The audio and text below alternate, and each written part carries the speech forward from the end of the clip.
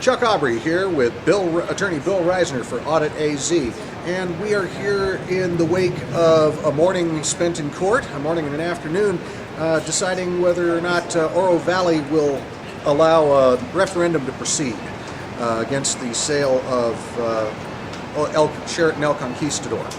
Now, what are the basic issues that it's coming down to? Is this citizens versus, I guess what you'd say, technicalities? Well, I suppose the thing that no one can dispute is historically referendum and initiative and recall were the most important parts of the Arizona Constitution in terms of political debate prior to the Constitutional Convention. It's the only part of the Constitution that's self-executing. It has details. And it's part of the Constitution that says the people have all of our power, and we give some of it to the government for legislation. But we retain the power for referendum and initiatives. So the legislature can't interfere with that. They can't make little rules that have no purpose. They can pass rules that have a purpose to assist and help in referendum. So, they'll have rules that you have to have a certain kind of type where people can read it, so this thing's understandable, so they know this, so they know that. What these guys are saying is that there's a little number that is unimportant that has a clerical function. The clerk says, yeah, so she knows which box to put the referendum down. And if you get the wrong number on that, she says that destroys your entire right to referendum. And that's simply contrary to the entire structure of Arizona government. And it's contrary to law. And so that's the whole point. What you're seeing is that both the legislature, when it comes up with rules, and little town councils are in fact controlled by real estate and other economic interests that don't like that people might object to something that government's doing. So they create little rules and little traps to see if they can catch people on it. And we think this trap is too little and too insignificant and is in the clerical range. That's basically it. What are you hoping to demonstrate for Judge Aragon to get him to rule on your side? What is the basis of your argument? My argument is that he's there to support the Constitution for the people and not permit towns or other governments, legislatures to defeat the power of the people for referendum. So this is really a case of the will of the people versus technicalities. Exactly. And the law is clear that he needs to support the people. The Constitution supports us. We wrote it. Let's hope he agrees. Chuck Aubrey for Audit AZ.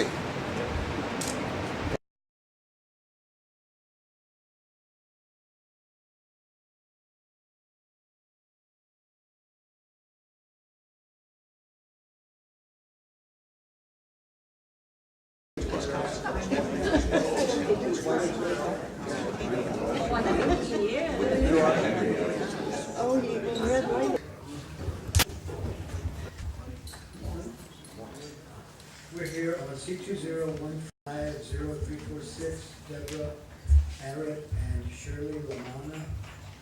This is Julie Bauer in her official capacity as Oro Valley Town Clerk. Counsel, would you please announce your appearance for the record? I think we might be missing an attorney. Is that right? Yeah. Counsel, I am Patricia Ronan here on behalf of defendant Julie Bauer. It appears that plaintiff's counsel has not yet arrived. I am Tobin Seidels, and I'm the Legal Services Director.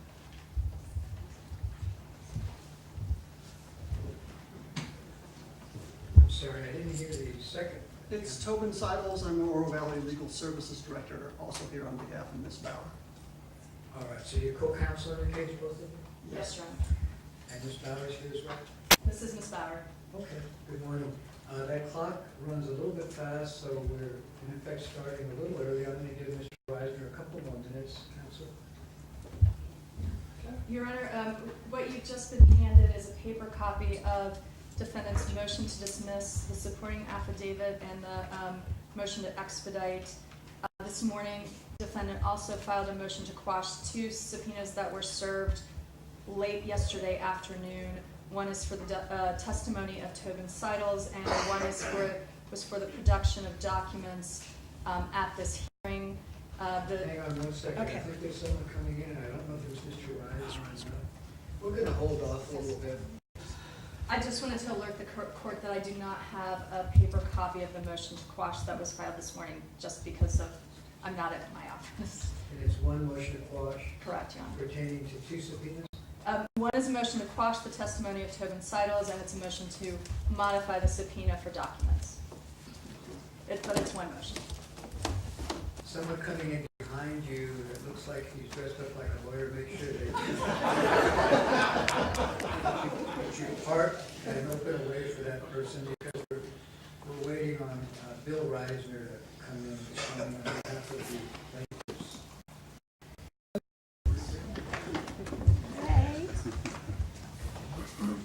Good morning. Mr. Reisner, that clock runs a little fast. We were waiting for you. I know you're not late. I've only just called the case, and you're appearing on behalf of the plaintiffs, correct? Yes. Are you having trouble hearing me? No. Okay, all right. And who is here with you, sir? Your clients here? Yes, my clients are here. Okay. All right, show that Bill Reisner's present with the plaintiffs. Make yourselves comfortable with them. By defense counsel that there's a motion to quash a subpoena for Tobin Seidels and a motion to modify a request for documents. These were only just filed, I believe, last night or this morning, I'm not sure. I was not aware of them before I came onto the bench, and I'm not sure how far we'll get in addressing those things, but Mr. Reisner, since this is your matter and you brought it into court, how do you think we should start, sir? Well, I think we should start. I have some exhibits and testimony that I want to offer. I could certainly address the motion to dismiss. I think there's... Well, what I'm going to do is hold the motion to dismiss in abeyance, but you're suggesting that you have some testimony you want to put on? Yes, sir. How many witnesses and how long might they take? I think it should be relatively quick. I would want to offer testimony from Julie Bowers, the town clerk, probably my client, Shirley Lamonna, and I have... Well, let me just make sure I understand the witnesses you'd like to call. One would be Julie Bowers, and the other one is Miss Lamonna, correct? Yeah, I think it's... Any other witnesses? Maybe not. You know, I had subpoenaed, and it's they had filed a motion to quash relating to Attorney Seidels, and I probably won't call them unless they waive an attorney-client privilege. All right, so who would you like to call first? Well, probably Julie Bowers. Is there any objection to proceeding with some testimony of Ms. Bowers, knowing that I do not plan to rule on the motion to dismiss this morning? Yes, Your Honor. I object to proceeding with any hearing at this time. I believe that the only matter before the court is simply scheduling the future discovery in this matter and the briefing schedule for the motions pending before the court. In light of the fact there is a pending 12b6 motion, it's not clear that this court has jurisdiction over this matter, that plaintiffs have standing, that my client is a proper defendant. I don't believe it's efficient or economical or in the best interest of judgment to take any testimony, or that defendants should be burdened with the cost of dealing with any testimony. There's no motion before the court other than the motion to dismiss, although certainly the court could issue a stay or an injunction pursuant to Special Action Rule 5. That only may take place in the event that the procedure follows that of Civil of Rule of Civil Procedure 65, which requires a written notice for a preliminary injunction or the procedures for a temporary restraining order, none of which are applicable here. Plaintiffs have filed no such motion. So I believe that the only matter before the court is scheduling this morning. All right, so your position is that this is not an accelerated type proceeding that would allow for testimony today, is that correct? That's correct, Your Honor. Mr. Reisner, I know that you filed this as you called it a mandamus action, which I think now would be referred to as a special action. What is your position in response to defense counsel's comments about not doing anything other than scheduling this morning's? Yeah, she's quite wrong. You know, Judge, the rules for special actions, which is what this thing is, it's Rule 1 of the Rules of Procedure for Special Action, states that where a statutory special action is involved, which is what this is, the questions to be raised and considered are wholly unaffected by the rule, but this rule, the provisions apply to parties, procedures, and so forth. So what really the argument that she's making was made and dealt with in the Harris versus City of Bisbee case. That's a Division 2 case at 219 Arizona Reports 36, where the City of Bisbee claimed that because this special action was a mandamus, that there are all kinds of technical rules that would otherwise apply to mandamus that are involved, which is exactly the argument that was put in her motion to dismiss. And they absolutely dismissed that. They said that as Rule 1B plainly states, as I just read, that the questions raised and considered are governed by 19-122 and 19-122. And she raises jurisdiction and standing. You know, 19-122, interestingly enough, grants any citizen the right standing. It doesn't have to be the proponent of the referendum. It doesn't have to be a voter in Mr. Reisner, I'm not so concerned about standing right now as I am about whether these matters should be accelerated or not. Sure. You cite me to 19-122 and then a case, I'm gonna, 19-122A says, hang on, and then you cited a case located at 219 Arizona 436, is that right? 219 Arizona 436? no, it's I believe,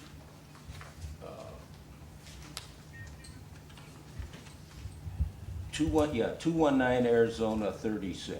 36. That's right, 36, Harris versus City of Bisbee. Directly on point in all these.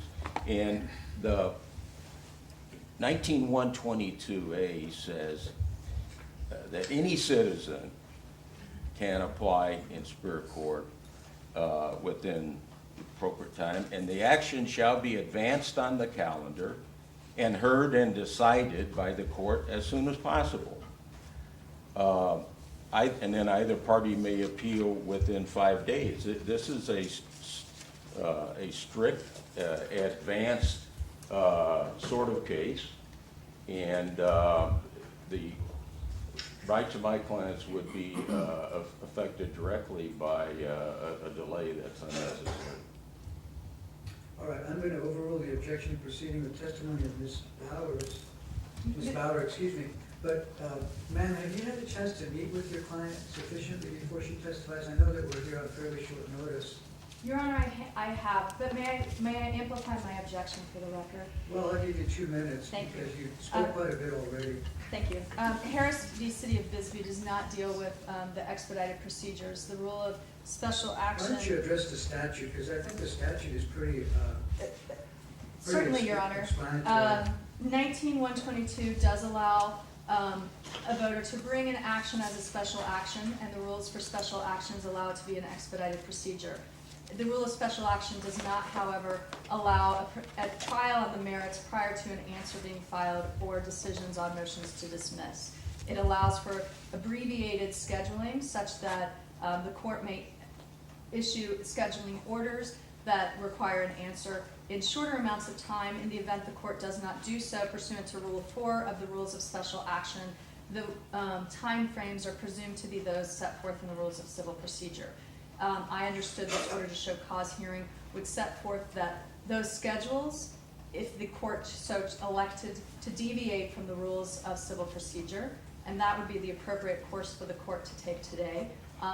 Because the plaintiff has only filed an answer the defendant has only filed an answer yesterday, and there's a motion to dismiss pending, so it is not clear whether there is a proper action stated and whether there is a claim stated, whether defendant is a proper party, or whether plaintiffs are a proper party either, not because no signatory on a petition can have standing, but because where a defendant such as Ms. Bauer has properly complied with the requirements of the law, there is no action for a mandamus because there is no legal duty that has not been complied, and nor is there a law that the defendant can be ordered to comply with that has not already been complied with. And that is the issue here. Harris v. City of Bisbee does not deal with scheduling or when to proceed with a trial on the merits. There was a 2-day trial on the merits in City of Bisbee. It was not scheduled the day after an answer was filed. When that answer was filed, prior to the obligation to do so. Frankly, Your Honor, we had 21 days to file an answer because there was no scheduling order in this case. Thank Did you. you file your answer? Yes, our answer was filed yesterday. Have you had enough time to talk to your client? I have spoken to my client. Then we'll overrule your objection, and I'll allow some preliminary questioning with the understanding that it may be limited to foundational issues so that plaintiffs at least can establish the allegations that they've made in their mandamus complaint. So, Mr. Reisner, I may limit your questioning now. I think one of the things you had asked for was an accelerated deposition of Ms. Bauer as well. Am I remembering that correctly?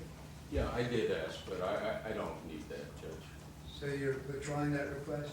Yeah, the council said they were out of state for a couple of days, and then that was fine with me. So what questioning would you anticipate of Ms. Bauer, just so that she and her attorney will have an idea? Because we are going really fast here.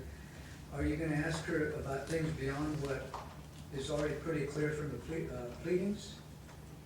No, I really. All right, well, that's clear enough for me. Ms. Bauer, would you come on up here and we'll have you sworn in? Please raise your right hand. Do you solemnly swear to speak the truth, the whole truth, and nothing but the truth, so help you God?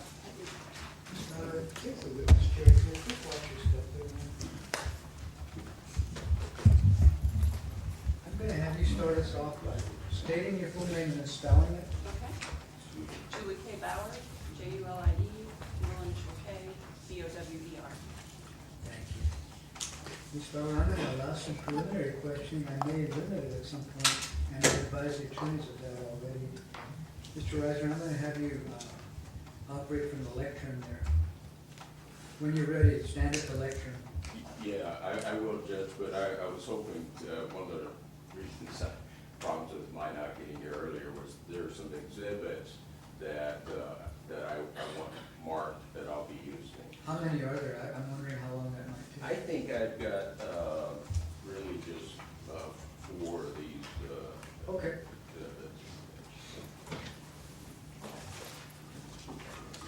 And it's possible that those exhibits are not in controversy. Why don't you huddle with opposing counsel, and if everyone agrees that they're appropriate for the record, then maybe you can save some time. Oh, okay. Yeah,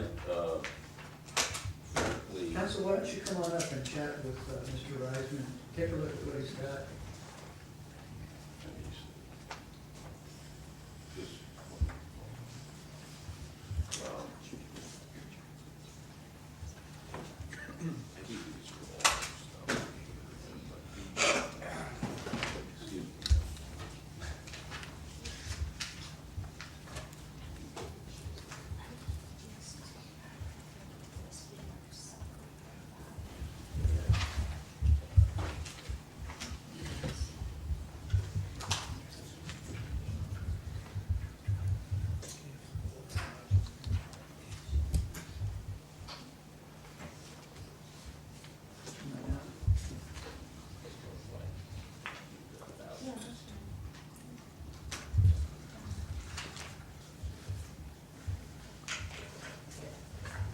Go ahead, sir.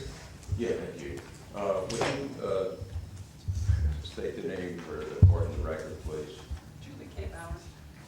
And you're the town clerk of Oro Valley? Yes, I am. And were you the town clerk and the person who Cheryl Lamonna saw when she came into the town clerk's office to fill out a political committee statement? Yes, I was. Let me show you what's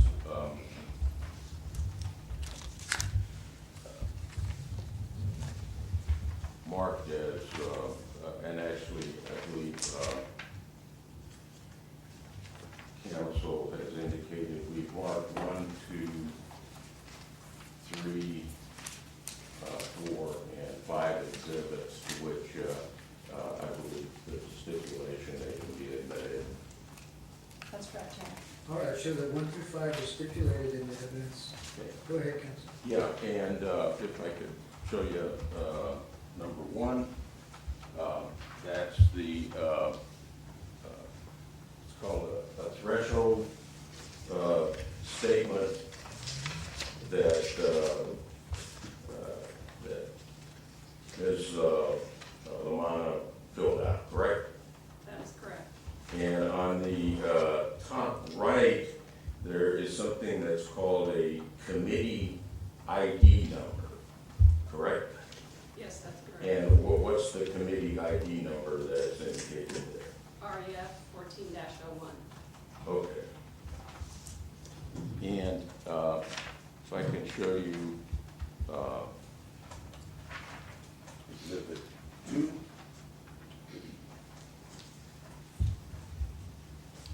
Which is titled Application for Initiative or Referendum Petition Serial Number, correct? Correct. And in the, it circles referendum on top, right? Yes. And then there's a box that has serial number issued OBREF 14-01 that says for office use only. Right? For office use only refers to the box. That is the information that I fill out as the clerk. Oh, right. And what you filled out, and you gave a copy of this to Ms. Lamonna, correct? Correct. Okay. And that was contained and written on the one that you gave her. Correct? I'm sorry, I didn't understand your question. Yes. What you have in front of the exhibit 2, where it has that box and says for office use only, that is a copy that you gave to Ms. Lamont. Yes. Okay. And then, that we actually just picked up 3, 4, and 5, and save some trips.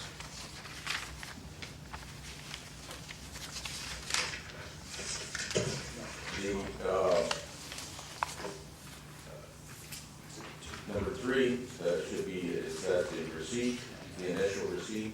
Yes, that is the initial receipt. Okay. And Ms. Lamonna brought in, indicates 249 petition sheets, correct? That is correct.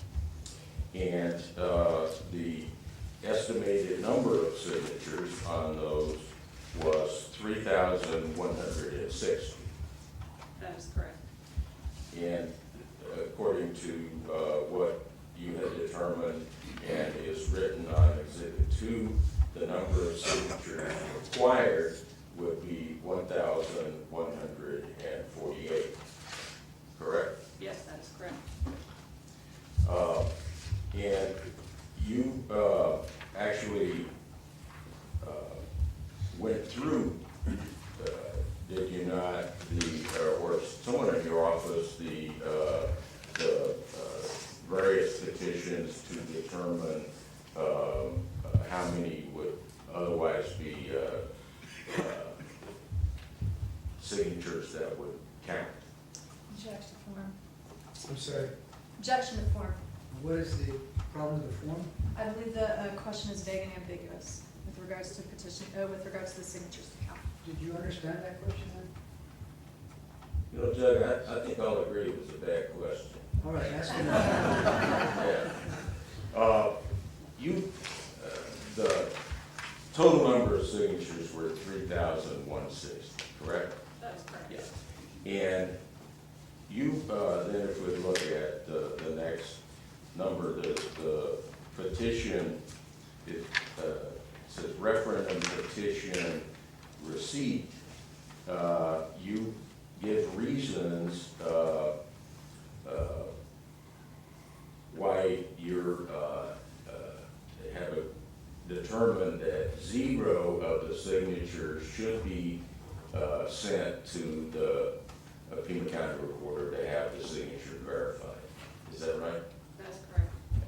And you're, Mr. Reisner, are you referring to an exhibit when you say that 0 conclusion? yeah, I believe that's that's number 4. Okay. Is that correct? Yes, it is. And why did you determine that 0 would be applicable? Well, Your Honor, the first part of the process is to go through each sheet, and state statute sets out criteria that says I shall remove those sheets that don't contain or have issues. The second or third criteria is that they have to contain the petition serial number in the bottom right-hand corner on both the front and the back. As I went through every single sheet, all of them did not contain the referendum serial number. And then also, we checked for other violations of the statutes. For instance, a copy of the title and text is required by law to be attached to each petition sheet. There was one that didn't contain it. It instead had the petition circulator's instructions. There was one, the law also requires that the petitioner indicate if they're a paid or a volunteer circulator. There was one where they didn't mark that. There was one where the notary, instead of signing his name, just put his stamp, and it has to have the notary's signature. So we went through every sheet and went through each reason that they can be removed and indicated, which ones pertain to that sheet. And some of them had multiple reasons. All right, and those reasons are all laid out in Exhibit 4 then? Yes. Go ahead, sir. And how long have you been the town clerk in Oro Valley? I've been the town clerk in Oro Valley for 4 years, and prior to that, I was a city clerk in Littleton, Colorado for 14 years. And during your period of time in Oro Valley, how many referendum petitions have been taken out by citizens? 2. And of those 2, have they been turned in? Yes. And were there elections in those cases? No. Or what happened? Well, they're the 2 we're referring to. OVREF 1401. Sorry. OVREF 14-01. There were 0 signatures eligible for verification, and then OVREF 1501 did not contain enough, the minimum number of signatures. Okay. So during your time as town clerk, the first petition that was brought in was the one, Ms. Lamonna was the head of the committee, the tooth group. That's correct. And prior to that, had there been any? At my time, During your time All right, I as, think he's withdrawing that question because he's asking another, is that right, sir? yeah, during your service as town clerk for Oro Valley, had any referendum petitions been turned into you prior to Ms. Lamonna coming in with her group? no referendum petitions. And had any been taken out during that period of time? No. So for instance, the number of our, was it 1401, that 01, am I correctly interpreting that as that was the first in 2014? That is correct. And then there would have been none in 2013 and 2012 as Asked well. and answered. Is that correct? Asked and answered. I think you've covered that, Mr. Reisner. These are the first she had seen in Oro Valley. And when you rejected those petitions,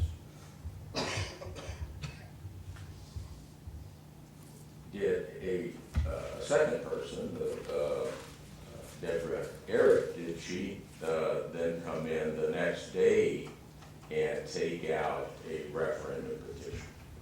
No, Your Honor, I was still processing the first referendum petitions. I hadn't issued any kind of receipt on those when Ms. Arrett came in and applied for another petition, referendum petition, a serial number. Okay, here's what I was trying to get at, is when Ms. Lamonna came in, was that the day before the last day, when she brought them in? She filed her petitions on January 15th, and the 30 days expired at 5 p.m. on January 16th. And then on January 16th, did Debra come in and Arrett and take out a referendum petition relating to the same resolution of the Oro Valley Town Council? Yes, she did. And did she, and was that petition taken out just before lunchtime? Yes, I believe it was approximately 11:30. Okay. And did she then come back with that second petition with over 1,000 signatures before 5 o'clock? Yes, her estimate was that, I don't have the exact, but it was a little over 1,000, yes, she Okay. estimated. But it was slightly short, but those signatures had been obtained within 4.5 hours. Josh, you're on Is that irrelevance. Irrelevant? Irrelevant. Well, I'll determine whether it's relevant ultimately, but I'll allow it for now. Did you understand that question? Could you restate the question? Yeah. Ms. Arrett and those supporting that second petition were able to obtain over 1,000 signatures within something like 4.5 hours. They turned in over 1,000 before 5 o'clock, so I would assume that they gathered them in the 4.5 hours. And it's going Let to me be make sure I weird. understand one item here. Ma'am, that over 1,000 number, is that per your count or per someone else's estimate? They estimate how many signatures they're turning in. And what,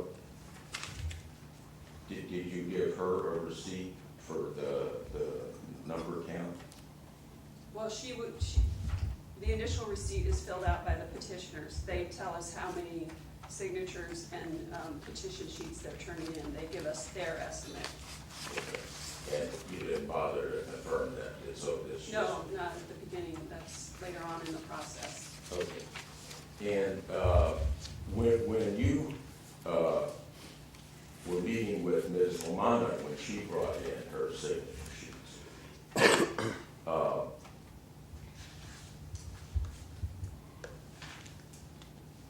did Ms. Lamonna ask you to confirm that the number R1466 that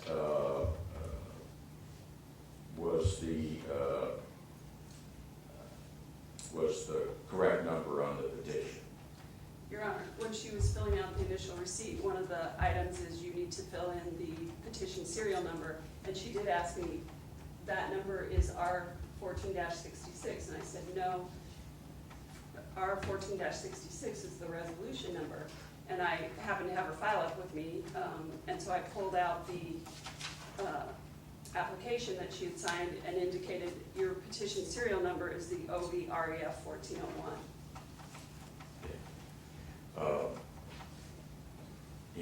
And you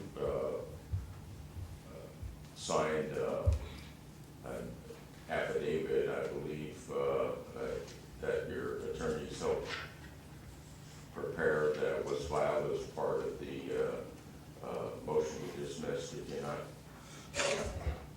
And in that affidavit, you referred to the confusion, and Ms. Lamonna asked you if that was not the correct number. Objection, the affidavit speaks for itself and mischaracterizes the statements in the affidavit. Well, I'll ultimately determine whether there was a mischaracterization, but I'll allow some cross-examination on the affidavit at this point. Did you understand the question? Would you repeat it? Yeah, it is, in your affidavit, you also listed and confirmed that Ms. Lamonna had understood that the number of the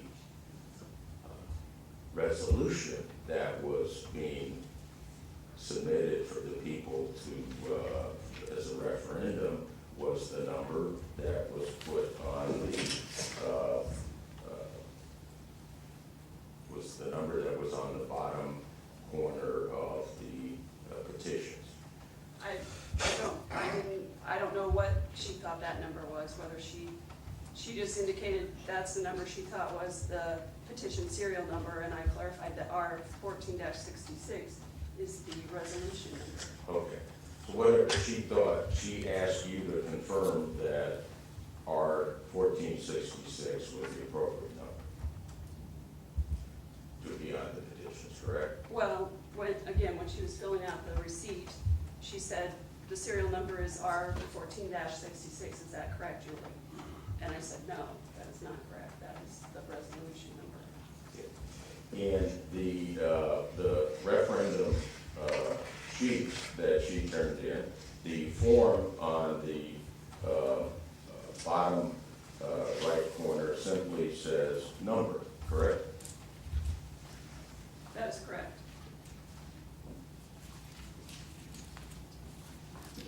What if, in how your office handles these petitions, what use do you make of that number on the petition? That is the state law requires that I issue a referendum petition serial number and that it be contained on the front and back right-hand corner of each petition. And that's how we also track it. I mean, if we had multiple referendums, we'd be able to track the numbers. What do you mean by track?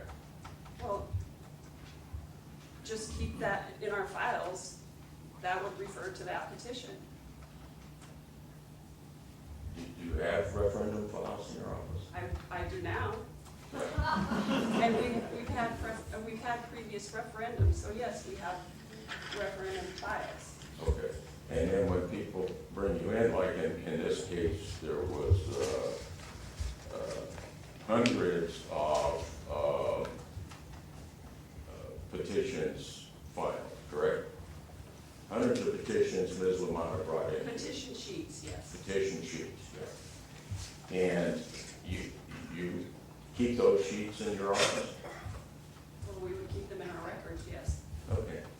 And so you've never had two actually fined, correct? Me personally, Okay. In this situation, you had that second petition taken out in a few hours by people trying to get signatures. That number two organization, correct? that's correct. Okay. And you keep those, all those petitions that were turned in with the approximately 1,000 signatures were kept separate from the first group of petitions, correct? Yes, of course, because there are two separate petitions. Yeah. And is it your testimony that this number is so that you can, in your filing, keep one referendum group of petitions separate from another referendum group of petitions? Well, Your Honor, the petition serial number is required by state law. It requires me to issue the petition serial number, and then I use it to keep the petition separate. If we'd have multiple petitions, they'd each be filed by their petition serial number. Okay. Is there any other use that you're aware of, or any other purpose that you're aware of that serial number? Other than it's required by state law, Sure, yeah, other than and that. that we use it as part of our filing system. Right, anything else you could think of? No. Okay.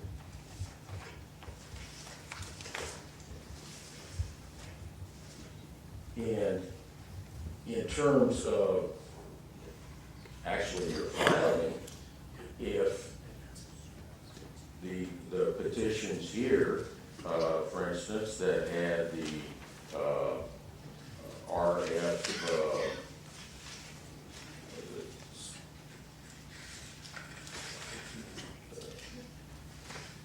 had the wrong number, that would be of equal assistance to you in keeping the petition separate, right? They have a different number. I would not use that because it's not the petition serial number. Yeah, but my That's question. the resolution number, and there's a resolution filed under that number. Sure. And in fact, the resolutions are numbered serially, aren't they? By year and then sequentially, Right. as they're passed by council. Right.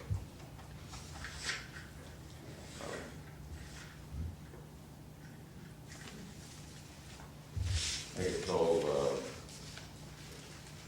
questions. Well, let me just one thing. Did Ms. Lamonna ask you for advice at certain times? She asked me questions, and if she was asking for legal advice, I would always respond that I can't provide legal advice. She needed to consult her own attorney. Okay. And for instance, the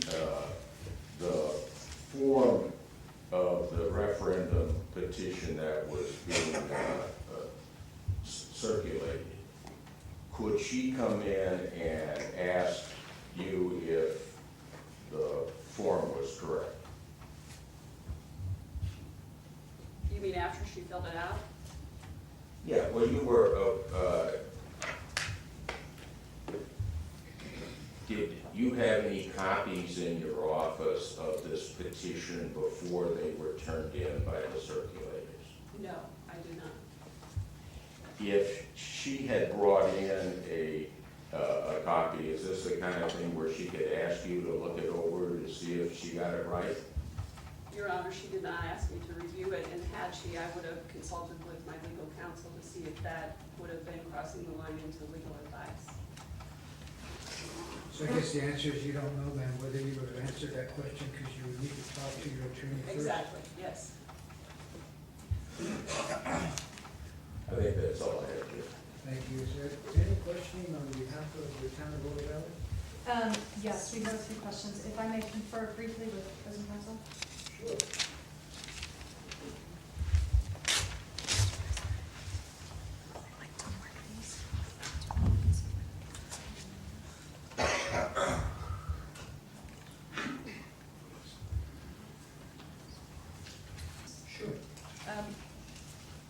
Plaintiffs' counsel has stipulated that these are admissible, is that correct? What's that? You stipulated that these are admissible? Sure, yeah. Thank you. And which are they, ma'am? How are they labeled? They're labeled defense exhibits A through D. D as in dog? D is in dog. Thank you. All right, show that A, B, C, and D are admitted by stipulation. Ms. Bauer, you have before you 4 exhibits. If you could take a moment to briefly look at them and let me know if you recognize each of them. Yes, I do. Okay. Let's start with the first exhibit. Is that Exhibit A, is that a December 16th email exchange between you and Ms. Lamonna? Yes, it is. I'm sorry, would you repeat your question? I didn't quite get it. I said, is Exhibit A an email exchange between Defendant Bauer and Plaintiff Lamonna? Yes, it is. Can you read me, please, the email response that you have at the top of the page, which you send at 8:57 a.m. on Tuesday, December 16th? It says, "Hi Cheryl, my answers are below. Please note that I'm not allowed to give legal advice. I can refer you to the statute involved, but cannot interpret it for you. You may wish to seek your own legal counsel." Why did you provide Ms. Lamonna with that response? Well, because I want her to know that I can't act as her legal counsel for her. I can't provide legal advice. And, referendum, it may be something you'd want to consult your own attorney about if you have specific legal questions. What do you understand your role to be as town clerk with regards to referendum? My role is, I'm the neutral filing officer. They file documents with me, and it's not my role to provide any legal advice. It's just to be the filing officer, to provide them with the tools and information they need to do the referendum, but it's up to them to interpret the statutes and carry them out. Do you take a side with regards to the referendum? I do not. And do you have an opinion with regards to the resolution at issue in the referendum here? And let me rephrase that. There's a specific resolution that was being challenged by the referendum that plaintiffs sought to bring.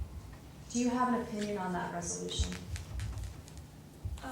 I'm fairly neutral on it. I'm not actually a resident of Oro Valley, so it doesn't affect me, and I don't really have strong opinions about it. And do you have strong opinions about whether or not it was a good idea to bring a referendum on that resolution?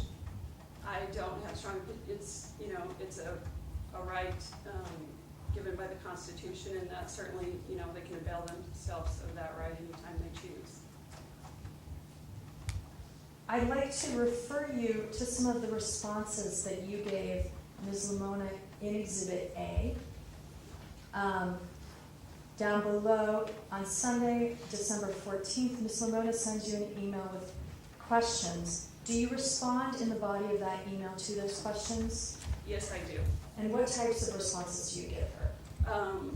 She wanted to know if we had any special town codes or documents that were similar to ARS Title 19, which is the referendum.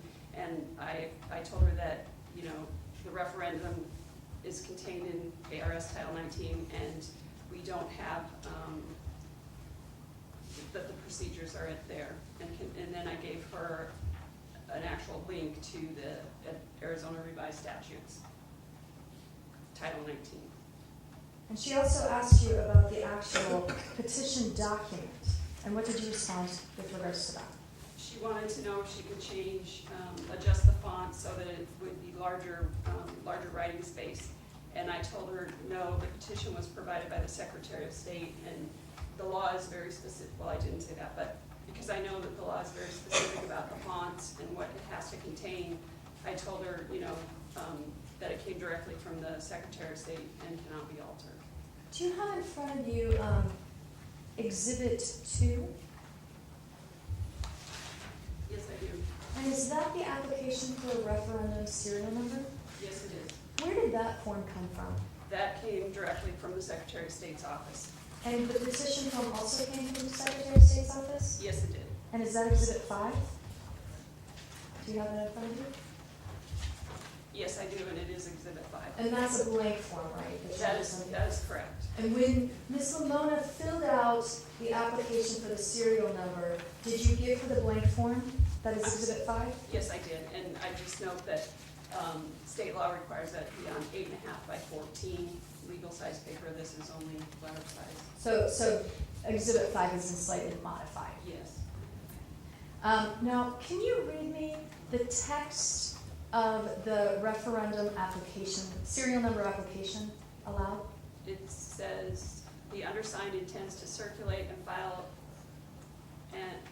a referendum, we were supposed to circle the appropriate word, petition, and hereby makes application for the issuance of an official serial number to be printed in the lower right-hand corner of each side of each signature sheet of such petition.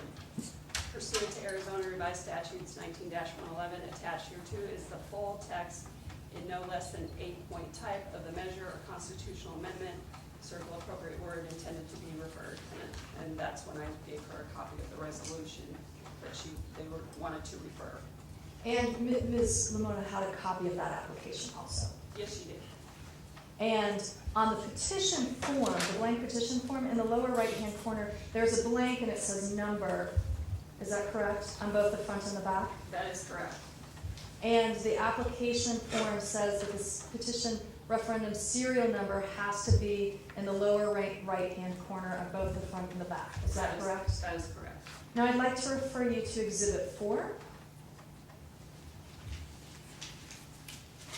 I'm sorry to have you flipping around so much. Exhibit 4? That's the receipt that you filled out when you reviewed the petitions, is that correct? That is correct.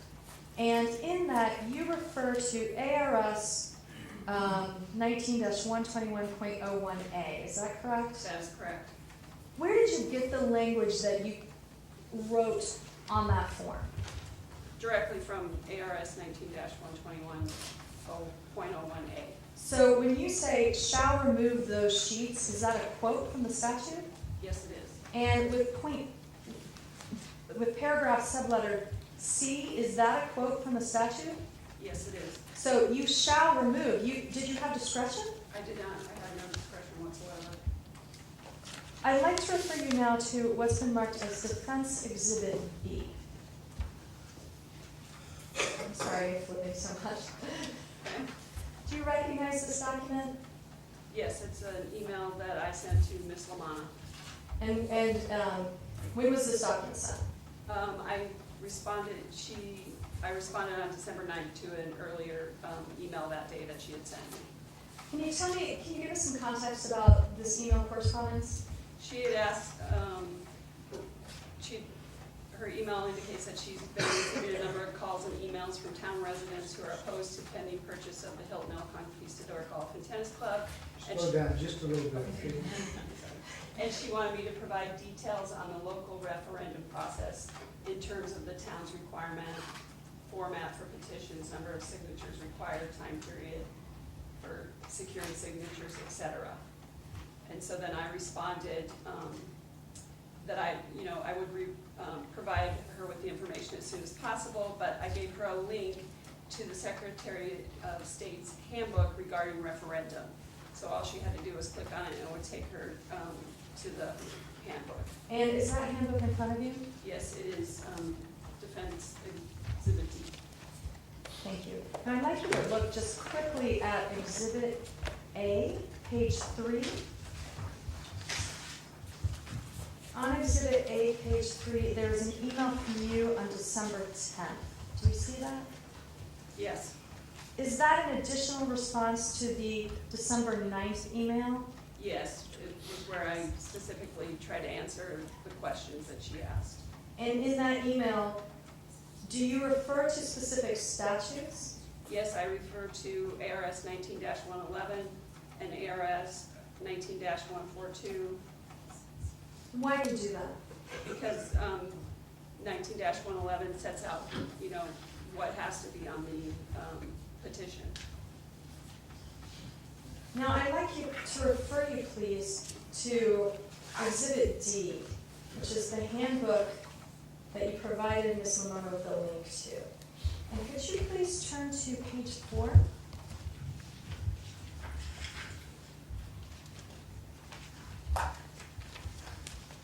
At the bottom of page 4,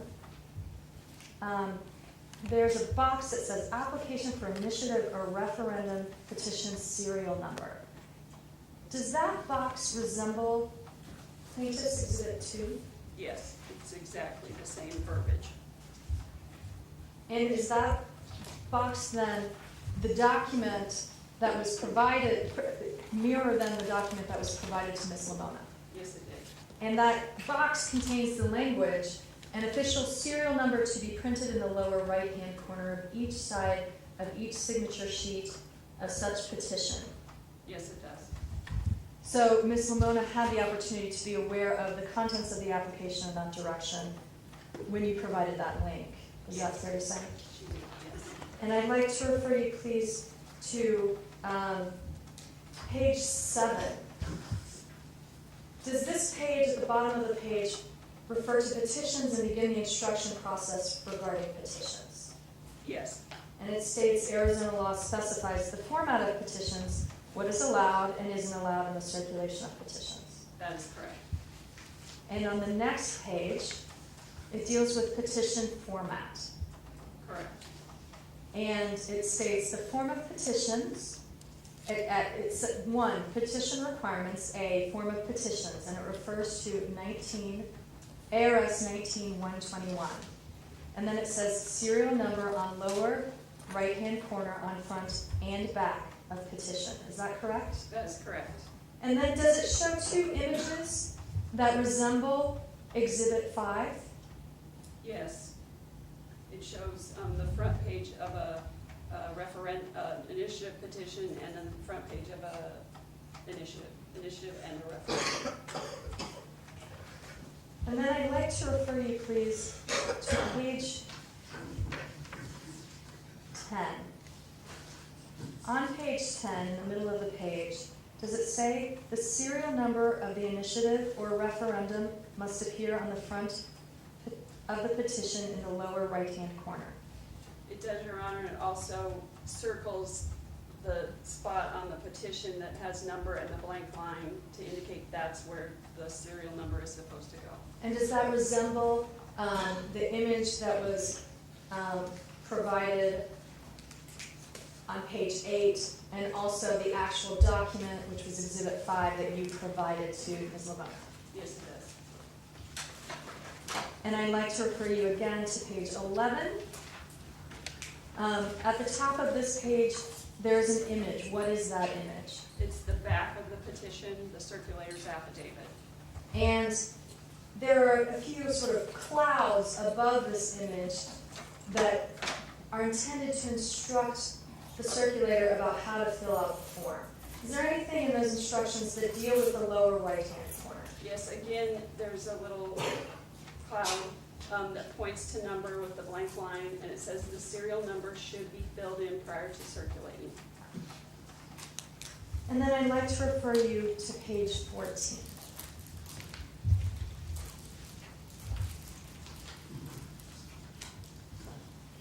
This portion deals with the processing of petitions. This is your job, is that correct? That is correct. And it states removal of petition sheets ARS 19-121.01A 1 and 2. 19-121.01A was the provision you cited on the receipt in which you indicated that there were no valid signatures for petition with serial number OVREF 14-01. Is that true? That is true. And one of the reasons were because you had to eliminate all sheets that did not include the serial number in the lower right-hand corner of both the front and the back. Is that correct? That is correct. Were there any pages in the petition that was submitted by Ms. Lamonna on January 15th, which corresponded to serial number 1401, that had the serial number of the petition on in the lower right-hand corner of the petition sheets. No, none of the petition sheets contain the serial number. And for that reason, every sheet was disqualified. Yes.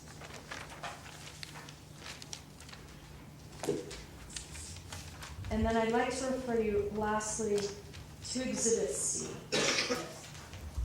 What is this document? This is a form that the Legal Services Department created for, at the time when the petition is turned in. We have the petitioner complete it and sign it. And was this form provided to Ms. Lamonna when she turned in petition corresponding to serial number 1401? Yes, it was. And did she sign this form? Yes, she did. To your knowledge, did she read the form? I don't know. I mean, she looked at it and signed it, so I'm not sure if she read it or not. But it says that she hereby swears and affirms that she did not rely on any advice from town or government staff. Is that correct? That is correct. And that she was advised to consult with private legal counsel. That is correct. And that she understands that the petitions and/or signatures must be strictly construed under Arizona law. Is that correct? That is correct. And did you in fact construe the requirements of Arizona law strictly in reviewing the petitions? Yes, Your Honor, I did. Thank you. I have no further questions.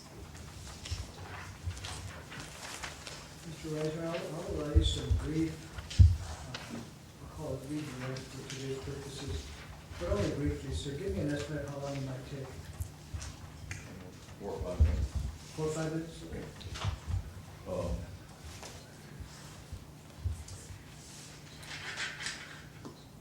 The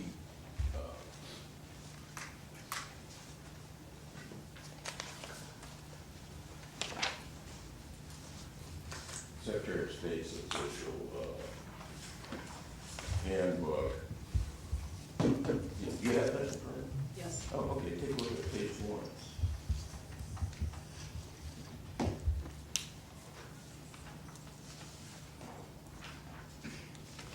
At the bottom, there's a section relates to local issues, Mhm. and it says that that this handbook's written for statewide initiatives, referendums, and recalls, right? Right. And that many local jurisdictions utilize this, but there's some differences, and encourages people to work with their county, city, town, or district to ensure that they receive the proper information from their local district, right?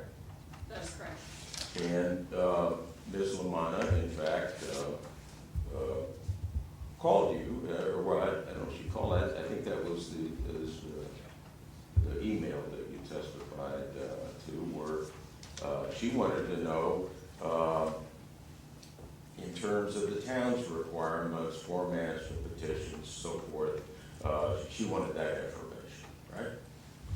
Well, her email says, does the town have a document similar to ARS Title 19 that I can obtain? My answer was, I'm not sure what you're asking. The procedures for referendum are contained in ARS Title 19, and it can be accessed at, and then I gave her the link to it. And that's, we don't have any special requirements or booklets or anything about Title 19. We follow Title 19, and that's why I gave her the link to the handbook. I gave it to her. So you didn't have any idea why she asked about larger fonts instead of smaller?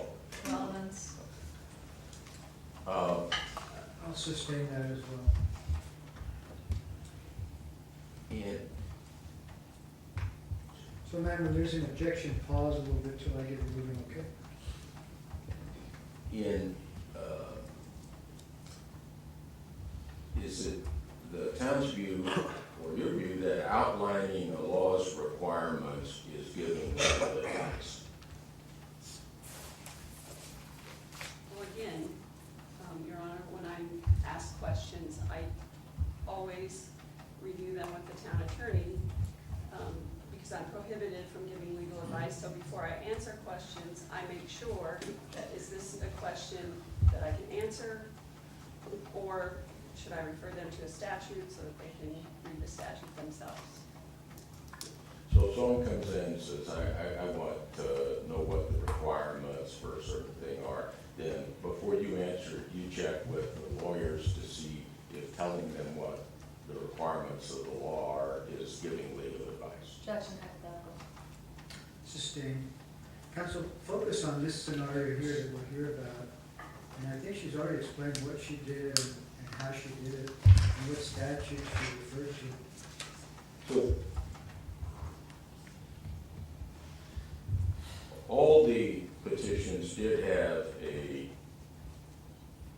serial number on the right-hand bottom corner, and they all had the same number, but it wasn't your official serial number. Objection, mischaracterizes prior testimony, mischaracterizes facts. Sustained.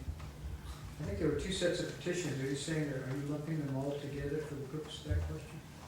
Yeah, I'm just, sure, I'm talking about the one that's involved in this case, which is the, you know, the tooth, The Lamonna petitions? Yeah, the Lamonna group.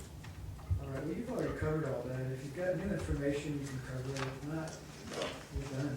we're done. Okay. All right. So, ma'am, you can step down. Please watch your step on the way. Make sure that you don't leave with any exhibits here. I'll go ahead and take them from you. Mr. Reisner, any other witnesses today? Yeah, I would call Shirley Lamonna. All right. Ms. Lamonna, why don't you come up here and we'll have the clerk swear you in. Please raise your right hand. You solemnly swear to speak the truth, the whole truth, and nothing but the truth, so help you God. And step up to the witness chair and please watch your step. I'll have you start us off by telling us your full name and spelling it, okay?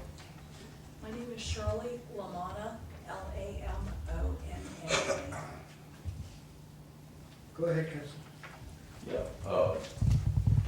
Ms. Lamonna, you, in terms of this referendum, you are the chairman, are you not, of the sponsoring to? Yes, that is correct. And that's all reflected in the exhibits that the court has. Yes. Prior to the vote itself, did you contact the town clerk's office to find out what the procedures were for referendum? Yes, I did. And did you make a concerted effort to try to do everything according to the legal requirements? Yes, I did. Did you ask lawyers to look at the form of the petition that you had? Yes, I had two lawyers take a look at it because the jump drive that Ms. Bauer provided had the state petition form in, so it had a lot of language that was relative just to state issues, and they had to be removed in order to put in the local information. So I wanted to ensure that the verbiage on it was correct, that everything about it, because I know that margins are important, font size is important, but we did everything possible to make sure that that petition was correct, because we knew that it would be reviewed with a fine-tooth comb. Okay. And those attorneys, they tell you they saw anything that wasn't correct on it? No, they did not. And when you, the number that you put down on the form where it asked for a number on the bottom right, why did you put the number you put down? I put down the resolution number because I knew the importance of having the resolution attached to the petition. It was very clear from a prior incident within Oro Valley some years ago that there was a court case involved where the petition itself was removed from the resolution when it was submitted. And so I was very concerned that we had the resolution number attached, and the number was put at the bottom so that if anyone wanted to actually read the resolution, they would be able to see that they matched up, that they were signing the petition that was associated with a particular resolution. So the petitions as required had affixed, had stapled to them, I take it? Yes, correct. The resolution itself, Yes, and that resolution had a number on top, that's correct. and that's the number that you put in the right-hand corner that corresponded with the complete resolution that was available for people who would be signing. Yes, that's correct.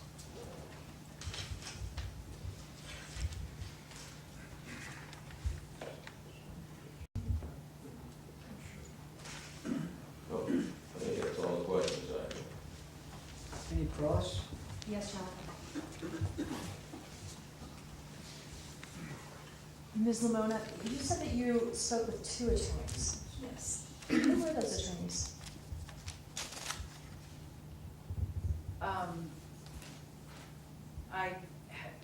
Brendan Burns looked at it, and Matt Rabb. What experience does Brendan Burns have with referendum petitions? I don't know the answer to that question. And what experience does Brendan Burns have in practicing election law in the state of Arizona? I don't know the answer to that question either. And what experience does I'm sorry, was it Matt Rao? Rabb. Matt Rabb, what experience does Matt Rabb have with regards to referendum petitions in Arizona? I don't know the answer to that question either. And what experience does he have with regards to election law in Arizona? Same. I don't know the answer. My reason for having them look at the petition was primarily to make sure that the language that I had inserted was correct. So you asked them, was your question mostly focused on the language about the referendum at the top of portion of the petition page? So you didn't actually ask them about the back of the petition page or the serial number or any of those other They things? reviewed both the front and back of it. But you don't know if they took that issue of the serial number into account? I do not know. And you don't know if they referred to Arizona statute 19111B? One of them did look at one of the state statutes. Whether it was that particular number, I do not know. Did you tell them which state statutes Ms. Bauer had referred you to when you asked them for the legal advice? I believe I did, yes. Do you know, so one of them might have looked at a statute, but you don't know which statute it was, and you don't know if it was all of the statute that Ms. Bauer referred you to. No, I'm not a lawyer, so I don't know. But did you look at 19111? Yes, I absolutely did. And you know that 19111B states that the petition serial number needs to be on the front and back in the lower right-hand corner of each page of the petition. I do now. And you didn't notice that before? I noticed that it said number. I did not realize the significance of the serial number. But the statute actually says referendum petition serial number. It does. Okay. And so you made an error in putting in putting the resolution number instead of the petition serial number in the lower right-hand corner. Isn't that Yes. true? And that's very disappointing, isn't it? Having It's done very so much work. disappointing. We had over 3,000 people who wanted to have a voice in what happened. But the error is not the clerk's, it's your lawyers and your error. I Isn't that never correct? claimed that the error was the clerk's. Then why are you bringing this action if the clerk made no error? Because there's an opportunity, I believe, to follow the Constitution, which gives people the right to do a referendum. And this is a mere clerical error. Thank you, Your Honor, I have no questions. Thank you. Any regret? No. Matt, you can step down, please watch your step. Mr. Reisner, any other evidence today?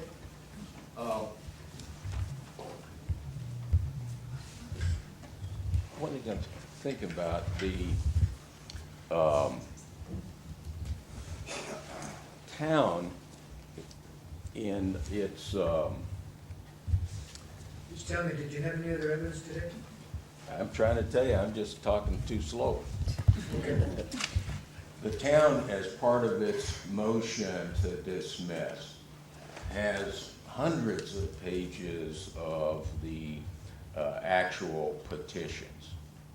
I've got a whole I'm going to give you a chance to respond to the motion to dismiss. Is that what you're concerned about? No, I just wanted to make sure that, that the record includes the actual petitions signed. I didn't offer a signed one, but they've sent a bunch in, and they've provided them. I just want to make sure that's part of the record. Well, as part of the record, I'm not sure that it's part of the record the way you want it to be. Are you asking that I consider those as evidence in the case? Yes. Is there any objection? No, Your Honor. All right, I will consider the petitions that have been submitted by either party as evidence in this case. Any other witnesses? No, that's it. All right, well then let's take up scheduling. That was one of the things that defense counsel wanted to do at the very beginning. Mr. Reisner, did you want to have a chance to respond to the motion to dismiss? Well, In writing, I think?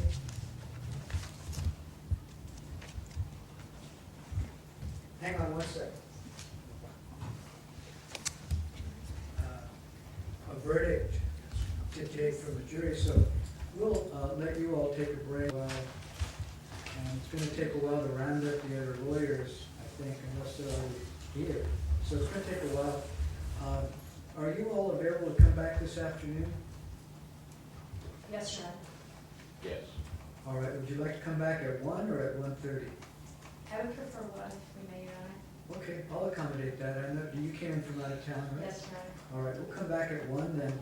So this matter is adjourned until 1 p.m. and we'll take up scheduling and other housekeeping matters. No other evidence is going to be presented today, and we won't hear any further arguments today. So we'll excuse you all. We'll excuse the parties and counsel until 1 p.m. All right, so we'll be at recess. Thank you. Thank you.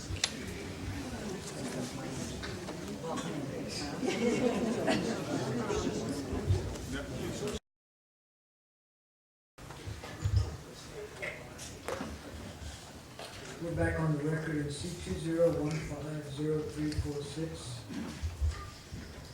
The parties are all present, counsel are all here. Counsel, we're back to discuss housekeeping. I had a few questions for the parties, but let me ask Mr. Reisner first. Mr. Reisner, we talked briefly about whether you want to respond in writing to the motion to dismiss.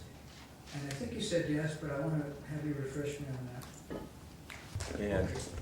So how much time do you think you would need to do that? well, Judge, could I bring you a pleading now? Say again? I wanted to bring you a copy of a memorandum, so then I can refer to that. Can I hand it to the clerk?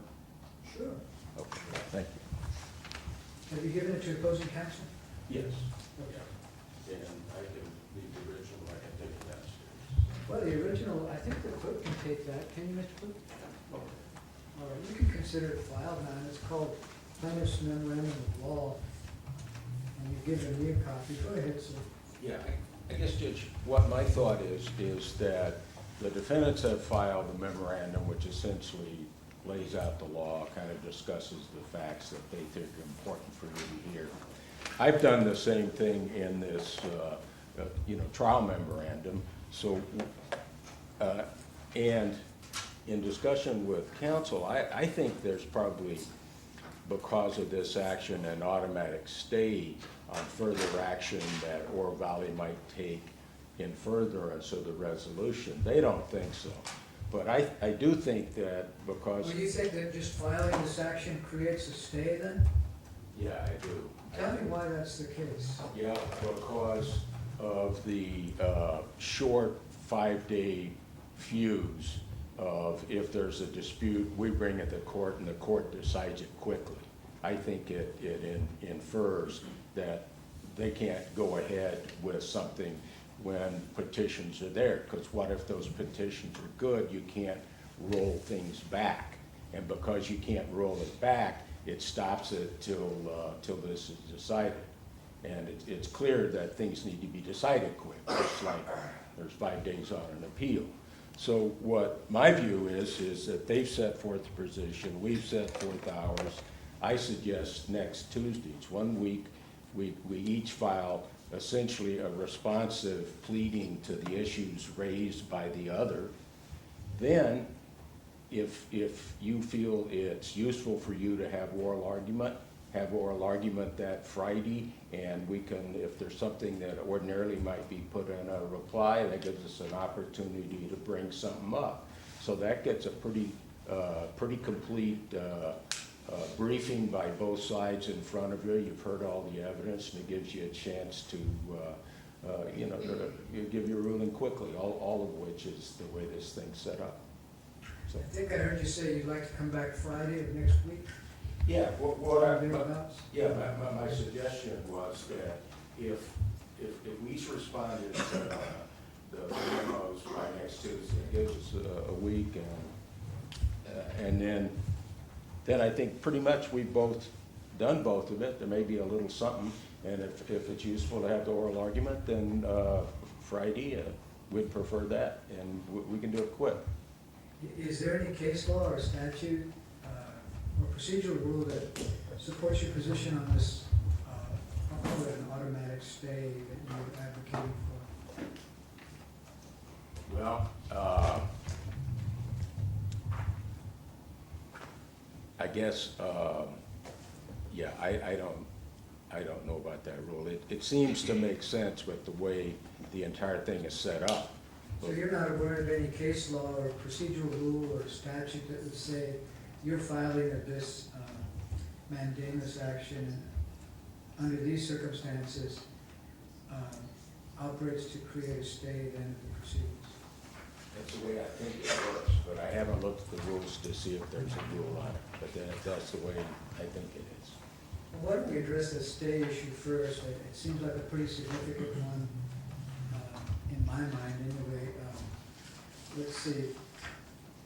Ms. Ronan, there's an argument here that filing this action here creates an automatic stay. Why don't you state your position on that first?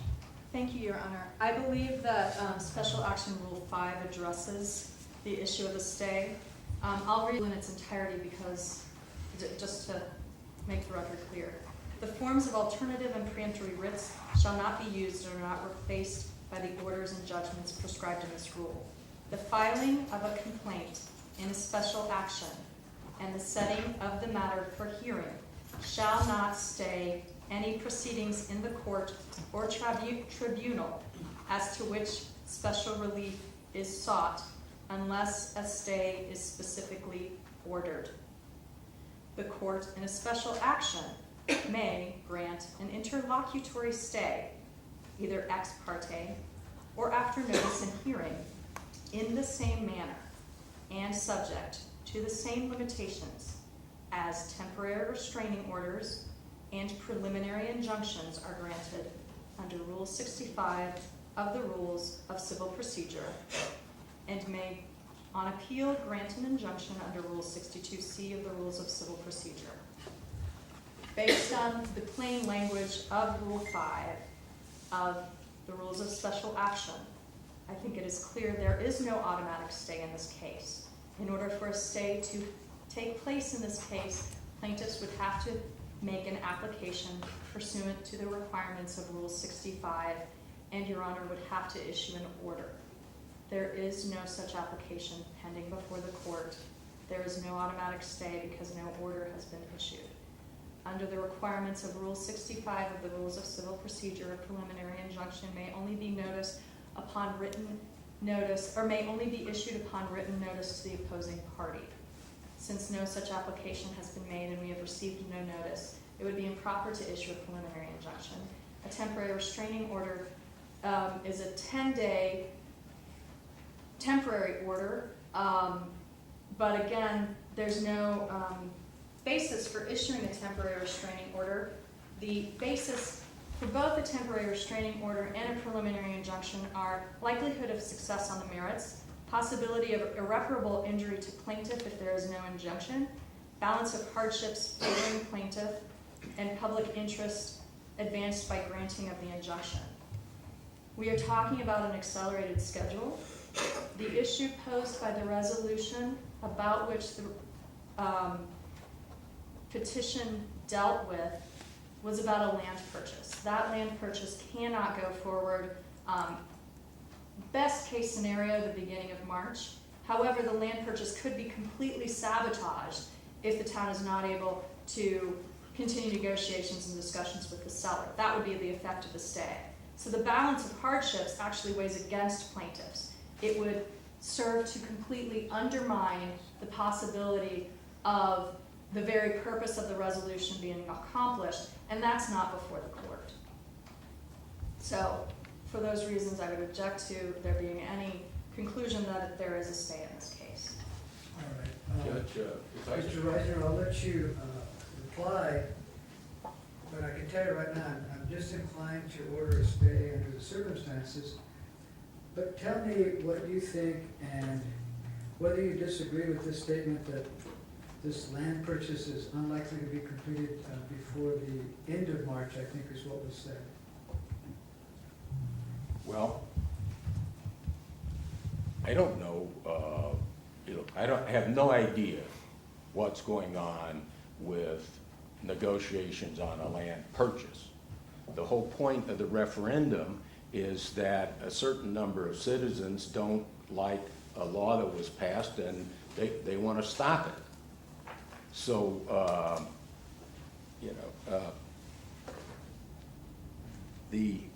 this morning I read part of Rule 3, which said that in a statutory special action, the rest of these rules aren't applicable. So what she's talking about in terms of Rule 5 or the other things, those things specifically aren't applicable in a referendum situation. So we claim that our referendum complies with the Constitution, complies with all permissible laws that you're required to follow, all the reasons we put in our memorandum. So you're referring me to Special Action Rule 3?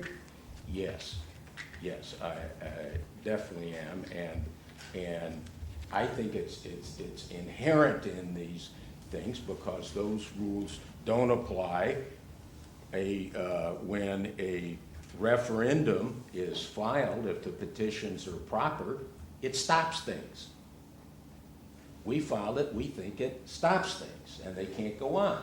There's an argument over whether, you're aware of whether that right number means that this referendum can't proceed. That's the legal issue that the Supreme Court says needs to be, and the statute says needs to be settled as soon as possible.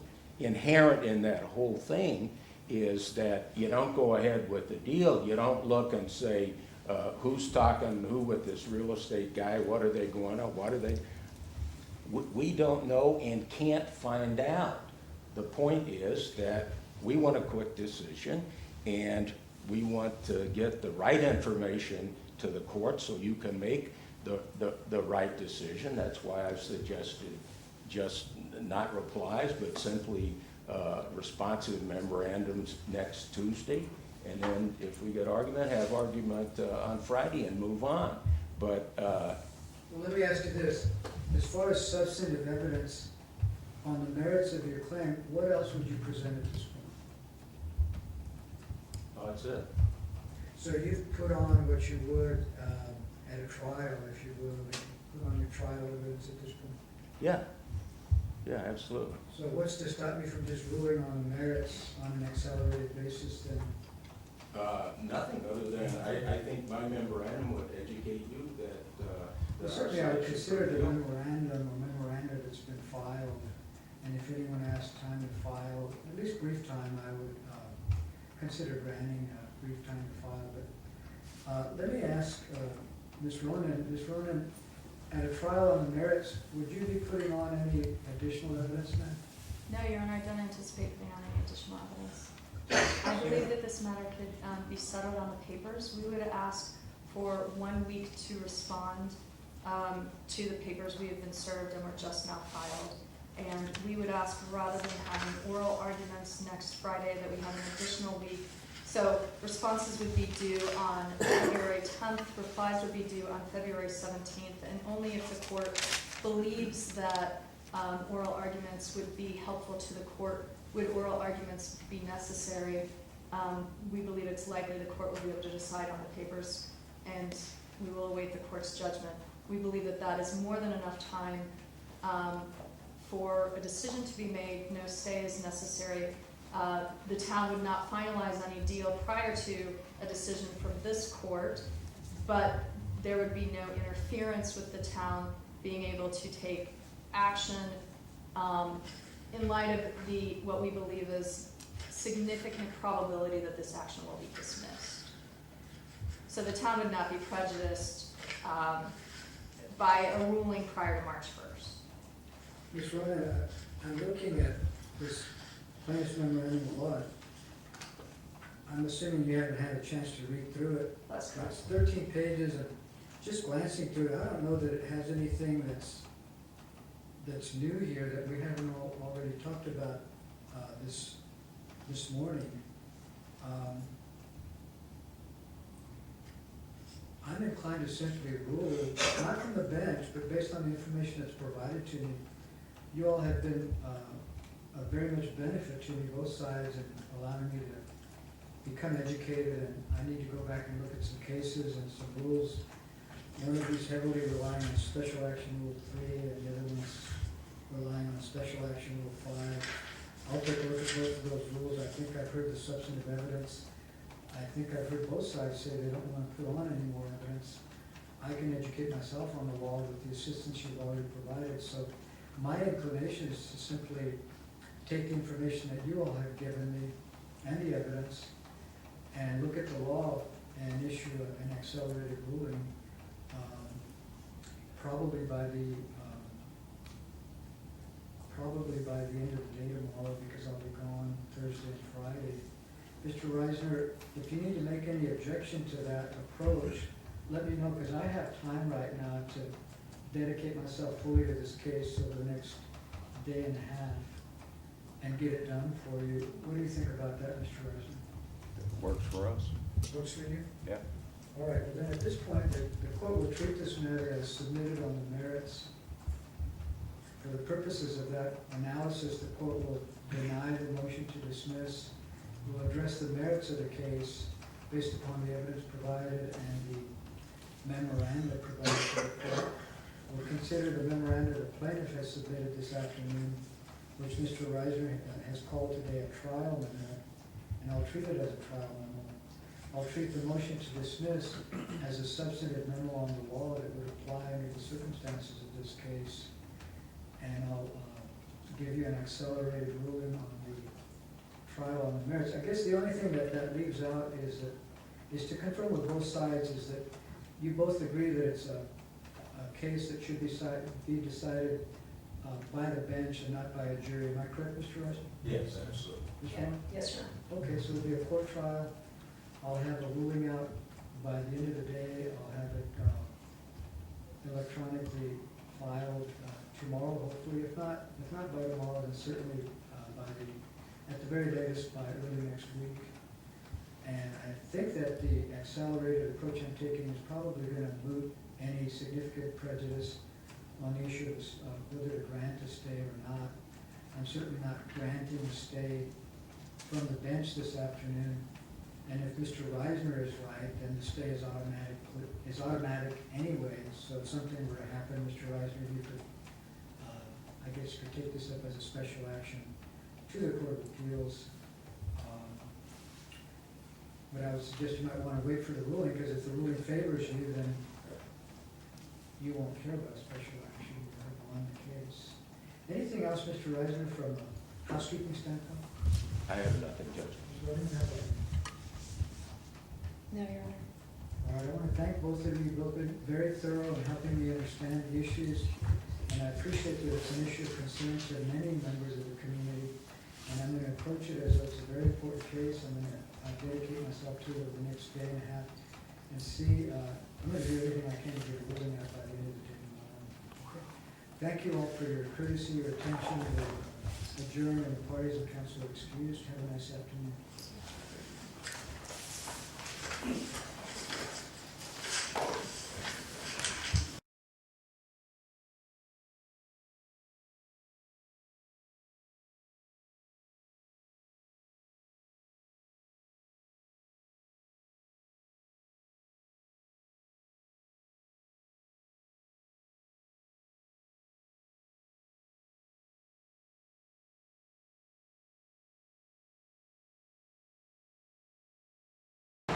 Chuck Aubrey here with Audit AZ and Debra Arrett here.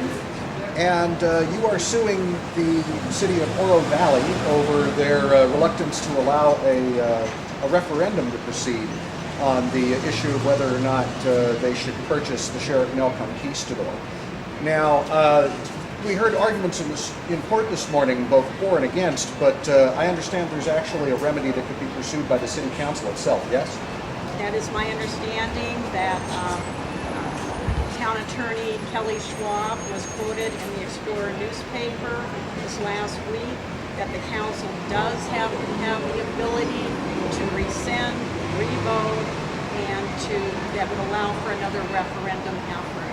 So as divided as this issue has made our community, I think the council would be wise to consider her recommendation or her instructions. And at the last council meeting, Councilmember Joe Hornet made the point of saying that he wished it would go to a referendum because it would let the council off the hook. So by following the attorney's instructions, it would let them off the hook.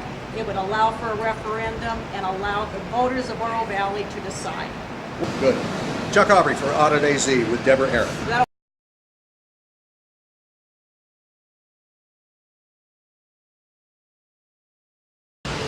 Chuck Aubrey here with Shirley Lamonna for Audit AZ. Now, Ms. Lamonna, what made you bring this action against the town of Oro Valley?